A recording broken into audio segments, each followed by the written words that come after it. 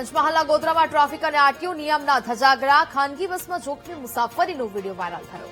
બસની છત પર બેસાડી મુસાફરોને જોખમી સવારી કરાવાઈ છે. નિયમોના ઉલ્લંઘન છતાં પોલીસ આરટીઓના આંખ આડા કાન. પોલીસ હપ્તાખોરીને કારણે કાર્યવાહી ન કરતી હોવાના પણ આક્ષેપો છે તે કરવામાં આવી રહ્યા છે. સંવાદદાતા વિવેક ફોન લાઈન પર જોડાયા છે. વિવેક, ગોધરામાં ટ્રાફિક અને આરટીઓ નિયમના ધજાગરા ઉડાવે તેવા વધુ એક દ્રશ્યો જોવા મળી રહ્યા છે. શું વિગત?